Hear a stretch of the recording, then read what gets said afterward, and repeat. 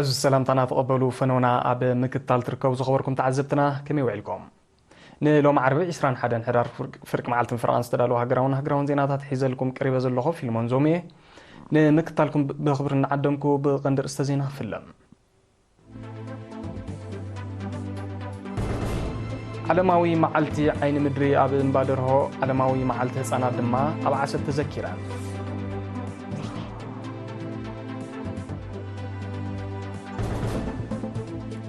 أب نوزوبا سنعفة أب طعام مدهاني تسرت هواسيان زتو كورستم هروتو وحيبو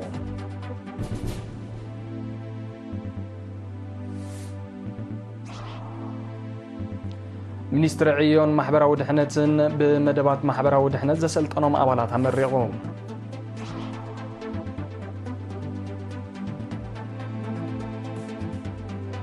منجس إسرائيل مفرز وارن معباي ناي بليونات دولار وعل كتيمون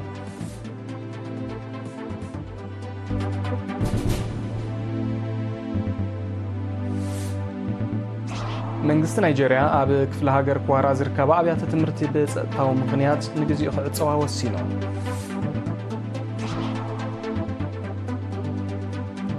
أب ما كلايش نخ فيتنام بحركات علالة سباون نواتهم بسرعة توريدو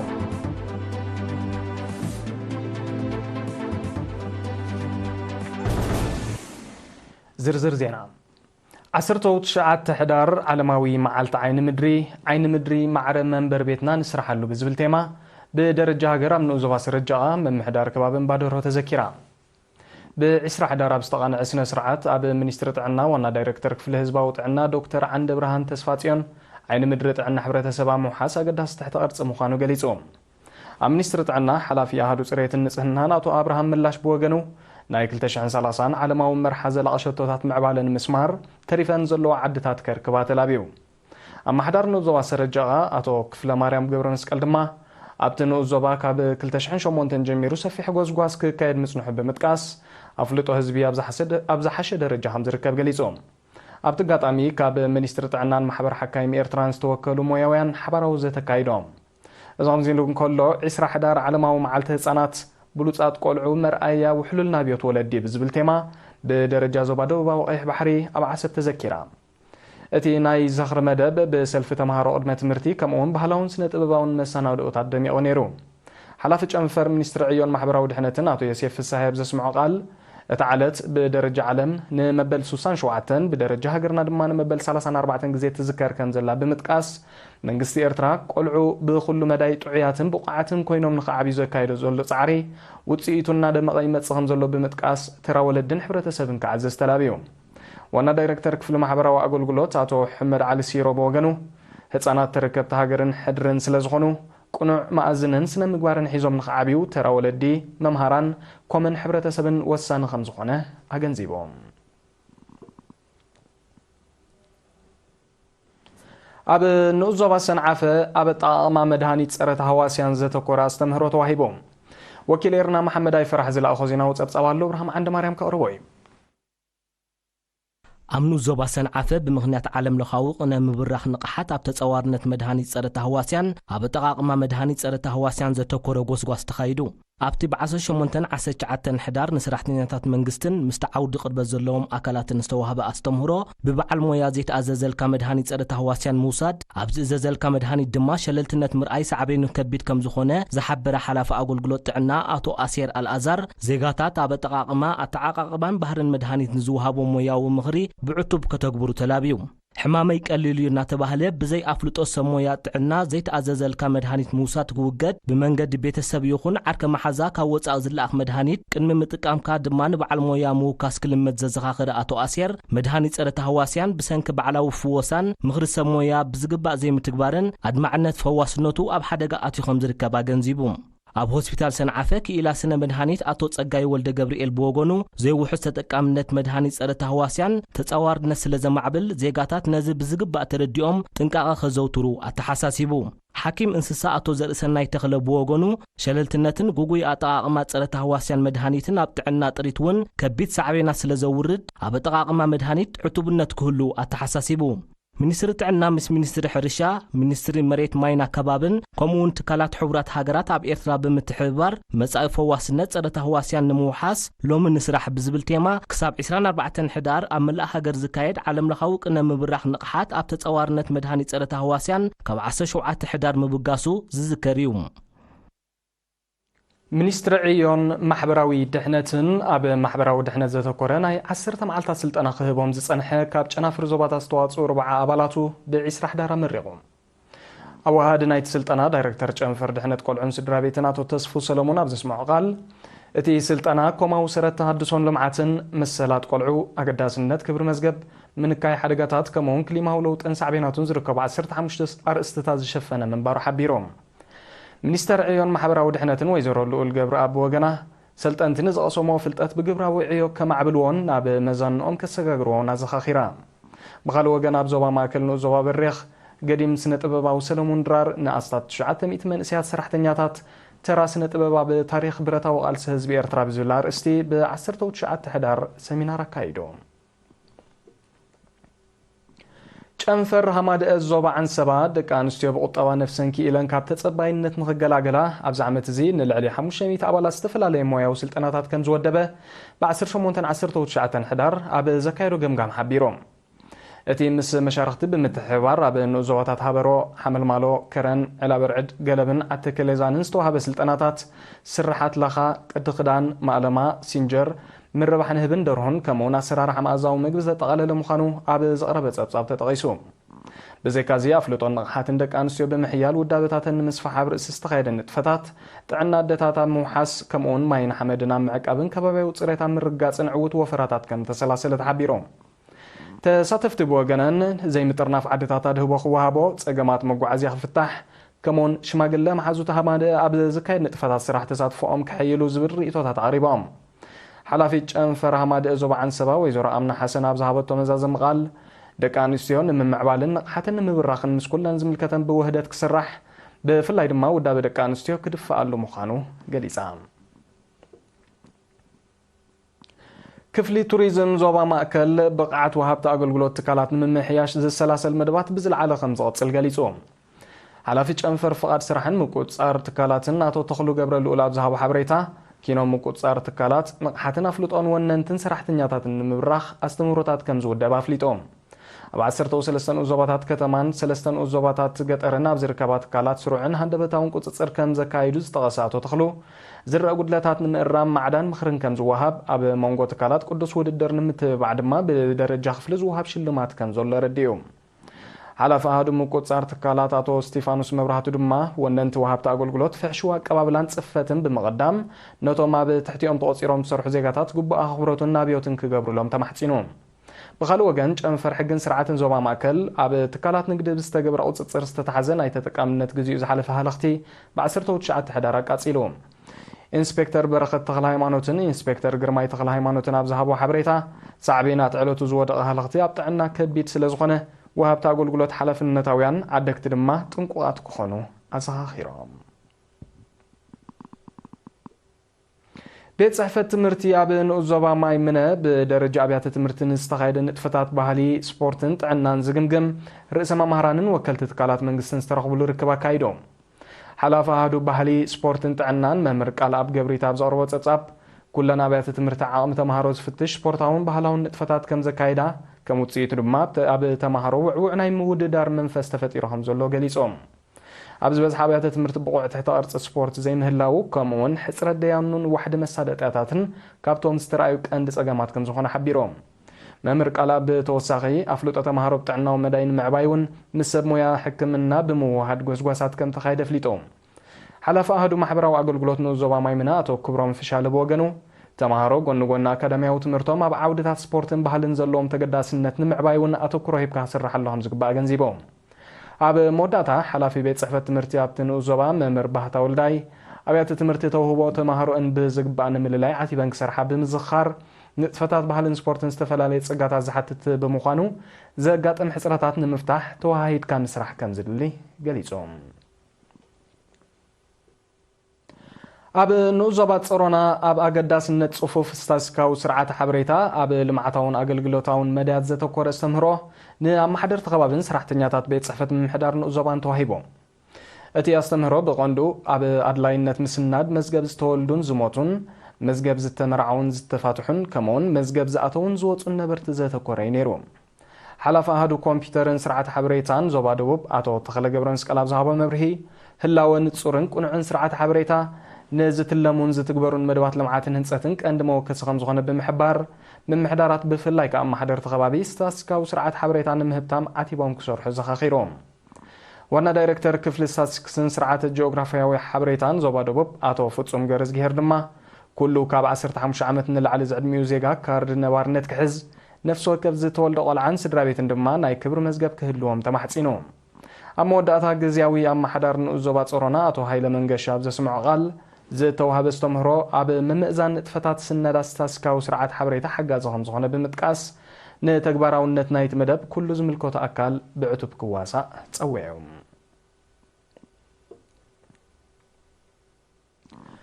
በዓል ስልጣን ኣግራብን እንስሳ ዘገዳምን ዞባ ሰሜናዊ ቀይሕ ባሕሪ ኣብ 17 ምሕዳራት ከባቢ ንኡዞባ ጊንዳዕ ንቕሓት ሕብረተሰብ ኣብ ምዕቃብ ሃብቲ ገረብን እንስሳን እንስሳ ዘገዳምን ዘበርኽ ጎስጓሳት ብ14 ከምኡን 15 ሕዳር ኣካይዱ ወኪል ናይቲ በዓል ስልጣን ካፕቴን ሰሎሞን ሃይለ ኣብቲ ዞባ ዝተተኽለ ሕሩም ሃገራዊ ሕዛእቲ መብዛሕትኡ ኣብ ንኡዞባ ጊንዳዕ ከም ዝርከብ ብምጥቃስ ሓሓሊፉ ዝረአ ብርሰት ንምክታእ ኣማሕደርቲ ከባቢ ብሓፈሻ ድማ ነበርቲ ምክትታሎም ክሐይሉ ዘኻኺሮም ንውራያት ዝውዕል ዕንፀይቲ ብዝምልከት ነበርቲ ወረርቲ ግራብ ክጥቀሙ ኣብ ምርዳእ ከም ተበፅሐ ዝሓበረ ወኪል በዓል ስልጣን ኣብ ንኡዞባ ጊንዳዕ ኣቶ መሐመድ መንደር ብግዱ ንቕሓት ሕብረተሰብ ኣብ ዝሓሸ ደረጃ እኳ እንተሎ ኣብ ርእስቲ ናብ ሕጊ ንምቕራብ ኣብ ዝካየድ ዕማም ውሁድ ስራሕ ናይ ኩሎም ኣካላት ኣገዳሲ ከም ዝኾነ ገንዚቦም ተሳተፍቲ መወዳእታ ከም ዝበለ ጎስጓሳት ኣገዳስነቱ ልዑል ብምዃኑ ብዝለዓለ ክድፋኣሉ ከምኡውን ሕፅረት ኣማራፂ ምንጪ ዘቤታ ውፅዓት ቀንዲ ምኽንያት ብርሰት ኣግራብ ይኸውን ስለ ዘሎ ፍታሕ ክናደየሉ ዝብል ርእቶታት ኣቕሪቦም እዚ ከምዚ ኢሉ እንከሎ ቤት ጽሕፈት ትምህርቲ ኣብ ንኡዞባ ጊንዳዕ ኣብ ሃገራዊ ምርመራ ሻምናይ ክፍሊ ዓመተ ትምህርቲ 2024-2025 ካብ 9 ክሳብ 100 ነጥቢ ንዘመዝገቡ 15 ተምሃሮ ሸሊሞም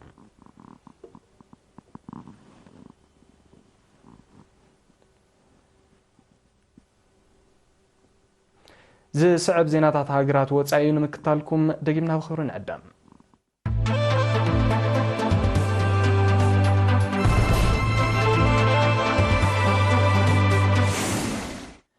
ዜና ወፃኢ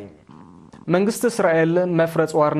ንምዕባይ ምስ ኩባንያ ምምዕባል ኣፅዋር ራፋኤል ናይ ቢልዮናት ዶላር ውዕል ከቲሙ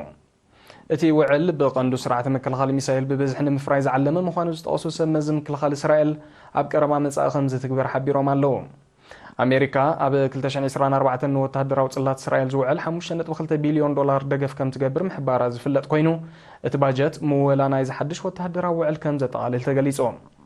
ንእስራኤል ዝለዓለ ወተሃደራዊ ደገፍ ትገብር ኣሜሪካ ካብ መወዳእታ 2023 ጥራይ ልዕሊ 28 ቢልዮን ዶላር ዝግመት ሓገዝ ከም ዝለኣኸትላ ጸብጻባት ይጠቕሱ እስራኤል ኣብ ወሽመጥ ጋዛ ሊባኖስ ሶርያን ኢራንን ተካይዶ ዘላ ወተሃደራዊ ተጻብኦታት ወተሃደራዊ ዓቕማ ብዓይነትን መጠንን ክብከተብላ ገዲድዋ ከም ዘሎ ክኢላታት ይሕብሮም መንግስቲ ናይጀርያ ኣብ ዝተወሰነ ከባቢታት ምዕራባዊ ክፋል ሃገሩ ዝርከባ ኣብያተ ትምህርቲ ብፀጥታዊ ምኽንያት ንግዚኡ ክዕፀዋ ወሲኑ እቲ መንግስቲ ነዚ ስጉምቲ ዝወሰደ ኣብቲ ከባቢ ዝካየድ ጭውያ ተምሃሮን መምሃራንን ብኣሰካፊ ደረጃኡ ከም ዝወሰኸ ብምጥቃስ እዩ በዚ መሰረት ኣብ ክፍለ ሃገር ክዋራ ዝርከባ ኣብያተ ትምህርቲ ንዘይተወሰነ ግዜ ተዓፅየን ኣለዋ ብ18 ሕዳር ኣብቲ ከባቢ ካብ እትርከባ ሓዳሪት ቤት ትምህርቲ ዝተጨውያ 25 ደቂ ኣንስትዮ ተምሃሮ ዛጊድ ዳሃየን ከም ዘይተረኸበ ዝግለጽ ዘሎ መንግስቲ ናይጀርያ ምስቲ ጉዳይ ብዝተኣሳሰረ ኣብቲ ከባቢ ሰራዊትን ሓይልታት ፀጥታን ኣዋፊሩ ኣሎ ፀጥታዊ ኩነታት ናይጀርያ ብፍላይ ካብ 2009 ብሰንኪ ሽበራዊ ተርእዮታትን እናንቆልቆለ ከም ዝመፀ ዝጠቕሱ ፀብጻባት ከም ሳዕቤኑ ብዝሓለፈ 16 ዓመታት ልዕሊ 40,000 ሰባት ከም ተቐትሉ ፀብጻባት ይረድኡ ኣብ ቪየትናም ብሓደጋታት ዕለቕልቕ ልዕሊ 50 ሰባት ከም ዝሞቱ ካብቲ ከባቢ ዝተፈነወ ዜና ረድዩ ብሰንክቲ ኣብ ማእከላይ ሸነኽ ቪየትናም ዘጋጠመ ተፈጥሮኣዊ ሓደጋ 10 ተዳሃዮም ከም ዝጠፍአን ልዕሊ 50,000 ኣባይቲ ከም ዝዓነወን ሰብ መዘተ ሃገር ሓቢሮም በቲ ክስተት ልዕሊ ፍርቂ ሚልዮን ነበርቲ ካብ ኣባይቶም ከም ተመዛበሉን ክፍለጥ ተኻኢሉ ኣሎ ኣብ ቪየትናም ነዚ ናይ ሕጂ ደሚርካ ብውሽጢ 2 ዋርሕ ጥራይ ልዕሊ 150 ሰባት ብሓደጋታት ዕለቕልቕ ከም ዝሞቱ እዮም ፀብጻባት ዝረድኡ መንግስቲ ቪየትናም ብከቢድ ኣብ ዝተሃስያ ከባቢታት ሃገሩ ህጹጽ ናይ እዋን ሓደጋ ድንጋጌ ኣዊጅ ኣሎ። ኣብቲ ሃገር ምስ ክሊማዊ ነውፂ ብዝተኣሳሰረ ሓደጋታት ኣብ ዝሓለፈ 10 ወርሕ ልዕሊ $2 ቢልዮን ዝግመት ቁጠባዊ ክስራታት ወሪዱ ኣሎ።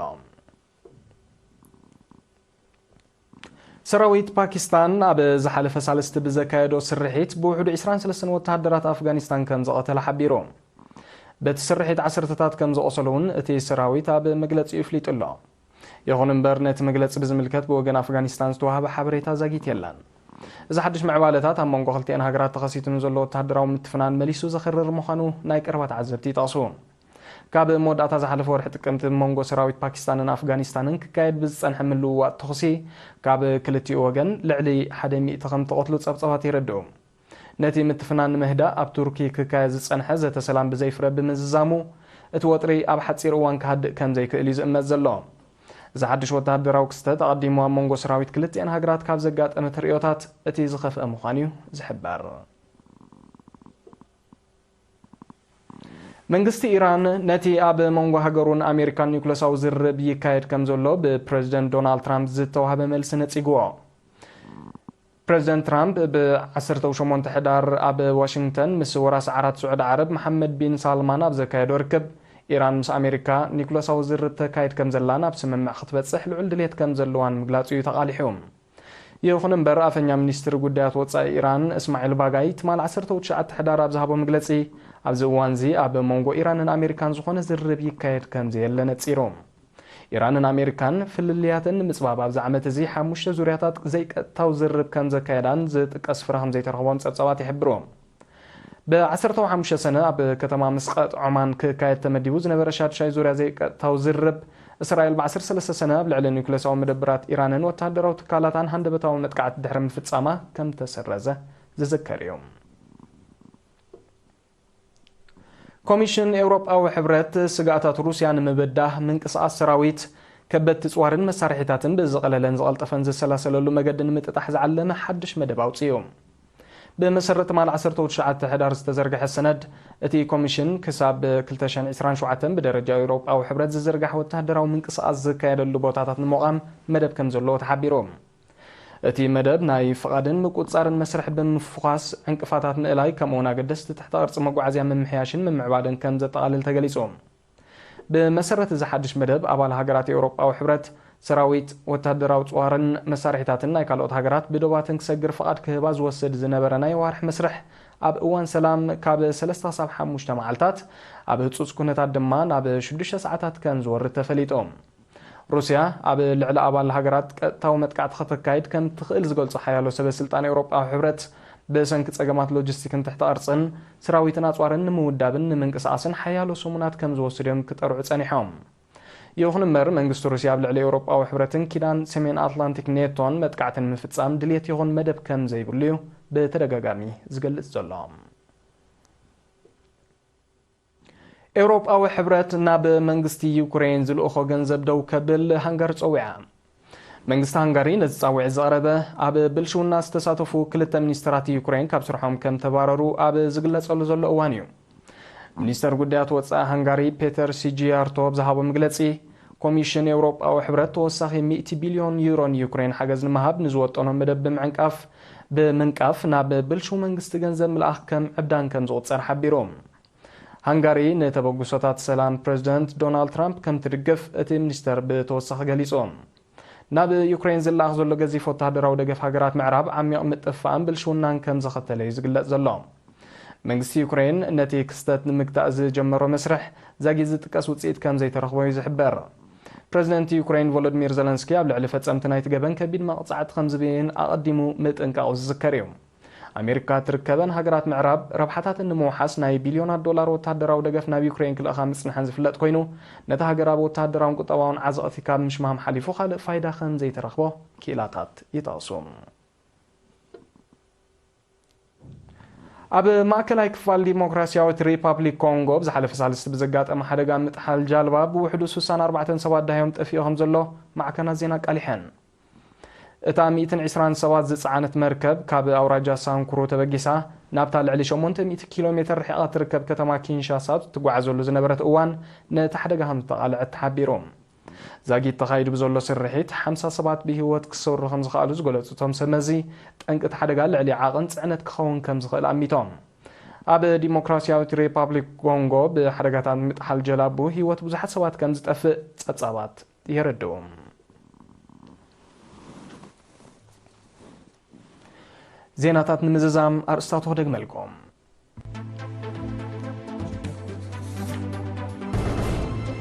علماوي معلت عين مدري اب امبادرهو علماوي معلت هصانات دما اب عسب تذكيران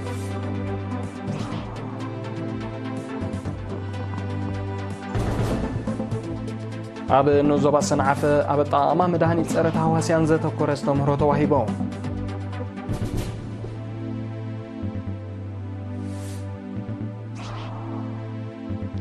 ሚኒስትር ዕዮን ማሕበራዊ ድሕነትን በመደባት ማሕበራዊ ድሕነት ዘሰልጠኖም አባላት አመሪቆም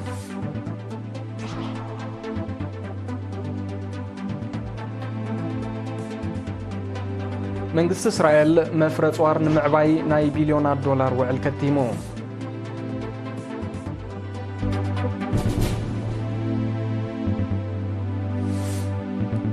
መንግስት ናይጄሪያ አብ ክፍለ ሀገር ኳራ ዝርከብ አብያተ ትምህርቲ በጸጥታው ምክንያት ንግዚኡ ክጽዋዕ ወሲኑ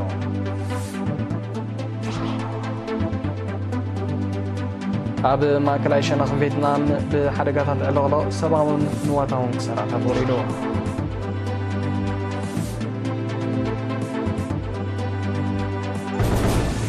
ሓፈሻዊ ዜናታት ተዛዚሙሎ ምስተሮፍ መደባትና ንሓድገኩም ብወገነይ ብሩኽ መዓልቲ